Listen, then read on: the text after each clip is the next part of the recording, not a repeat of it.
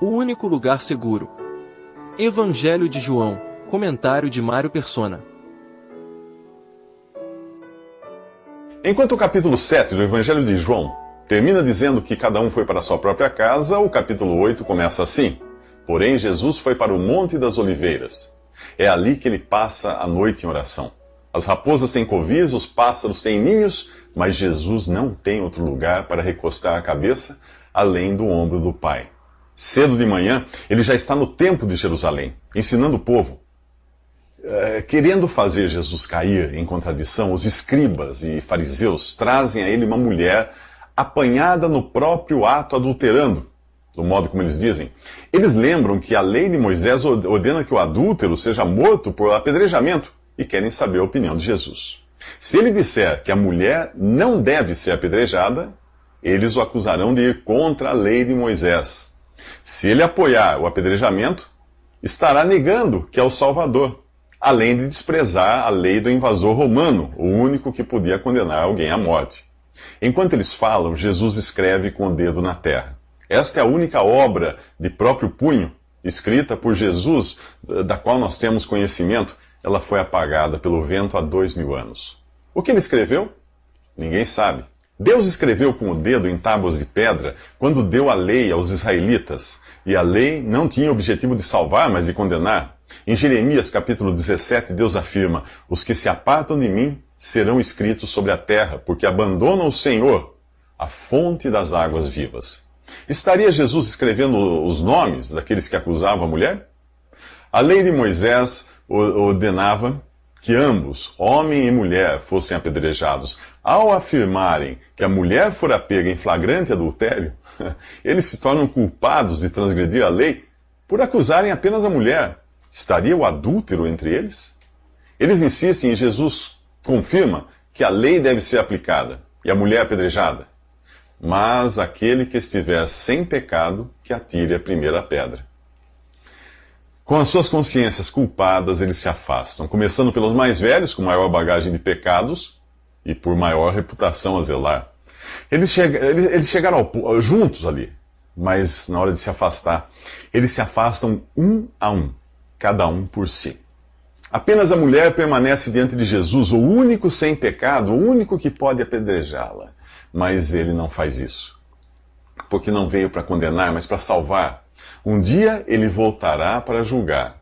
Mas enquanto isso, a palavra que ele tem para o pecador é a mesma que ele disse à mulher: Nem eu te condeno, vai-te e não peques mais.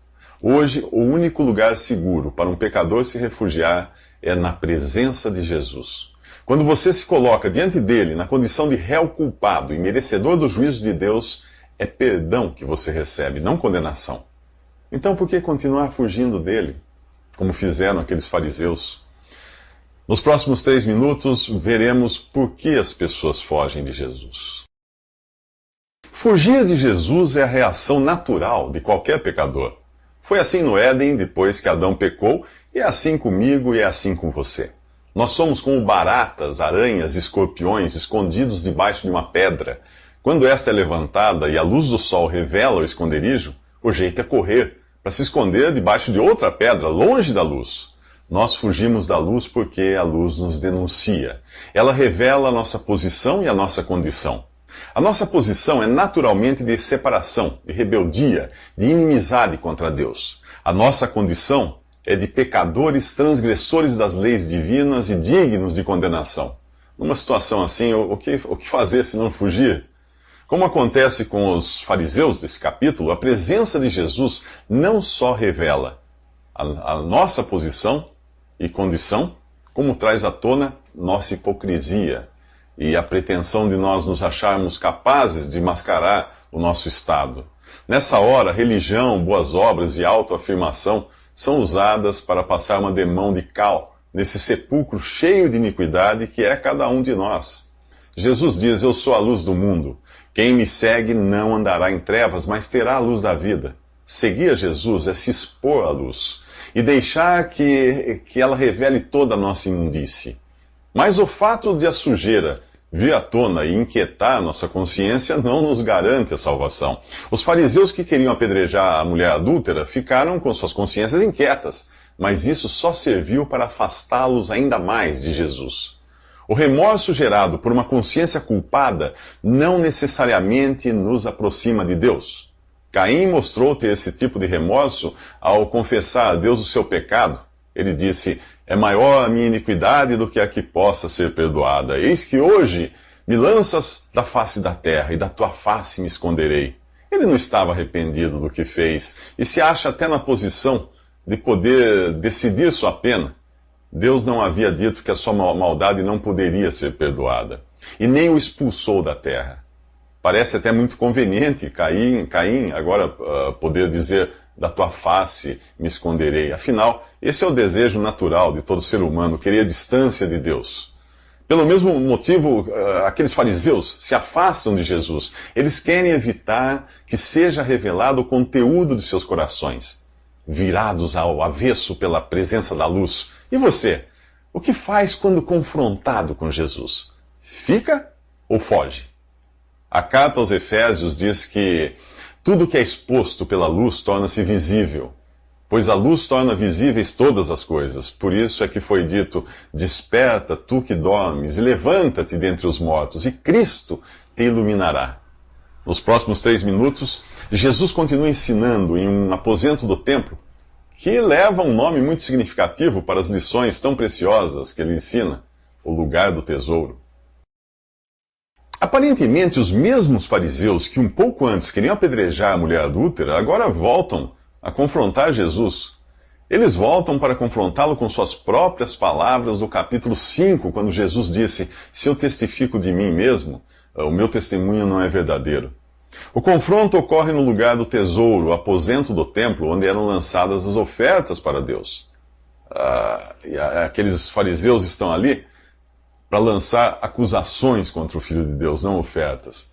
Em resposta, a primeira coisa que Jesus revela é que ele é a luz do mundo. A segunda, que quem o segue não anda em trevas, mas tem a luz da vida. Mas ele não para aí.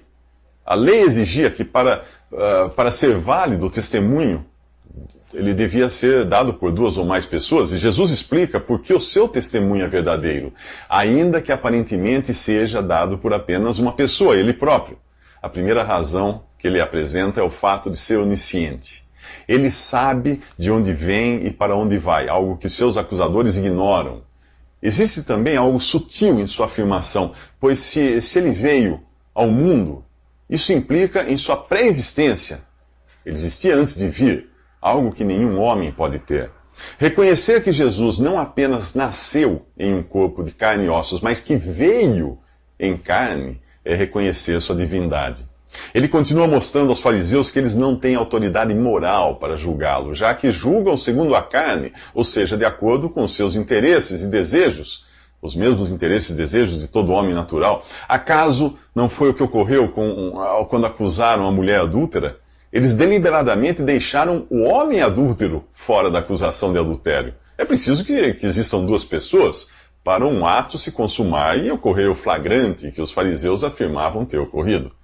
Jesus continua revelando que seu testemunho é corroborado pelo seu Pai, que lhe enviou. Portanto, já não é apenas o testemunho de uma, mas de 2 pessoas da divindade.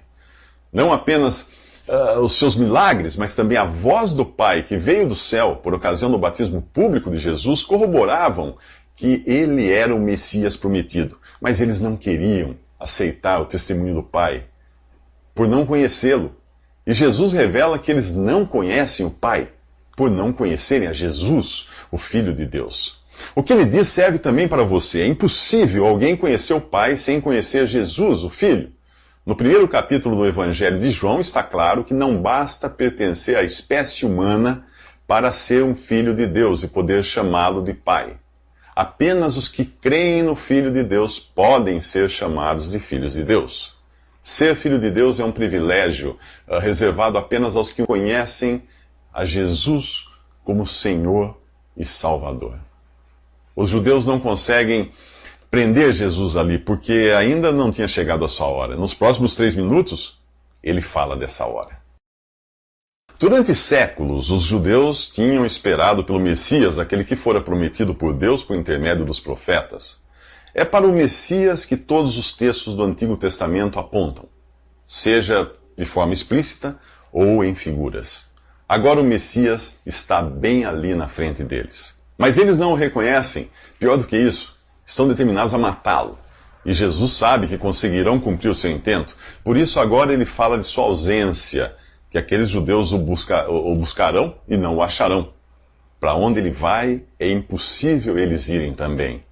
Os judeus pensam que ele está falando de suicidar-se, mas Jesus fala de seu sacrifício e também da sua ressurreição e ascensão ao céu, o seu lugar de origem. Se você alguma vez já se sentiu frustrado ao ver uma pessoa partir para sempre, sem que você tivesse a oportunidade de resolver alguma demanda com ela, vai entender o que está acontecendo aqui. Jesus revela a eles que sua rejeição irá selar o destino de cada um deles de uma vez para sempre. Jesus voltaria para o céu, eles permaneceriam no mundo até morrerem e serem condenados ao lago de fogo. Mas o que exatamente eles precisam fazer para não ter esse destino horrível? O versículo 24 é bem claro. Se não credes que eu sou, morrereis em vossos pecados. A expressão eu sou foi usada por Deus ao se revelar a Moisés. Moisés indagou quem era o que falava com ele, e a resposta de Deus em Êxodo, capítulo 3, versículo 14, foi esta: Eu sou o que sou. Disse mais: Assim dirás aos filhos de Israel: Eu sou, me enviou a vós.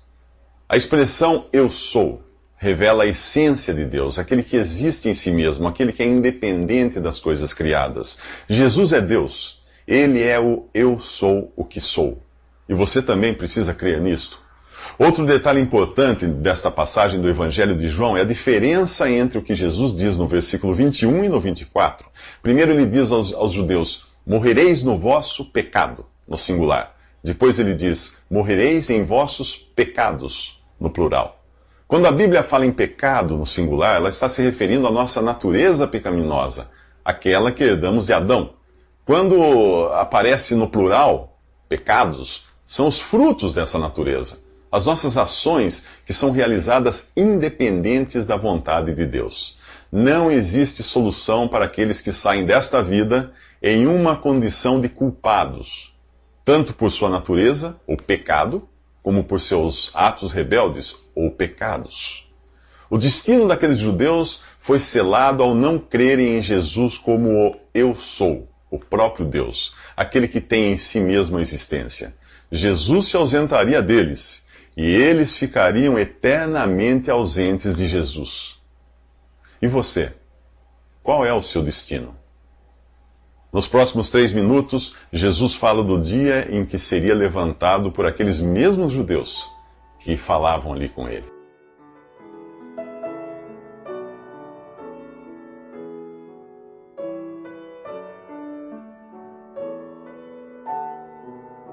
Visite Respondi.com.br. Visite também 3minutos.net.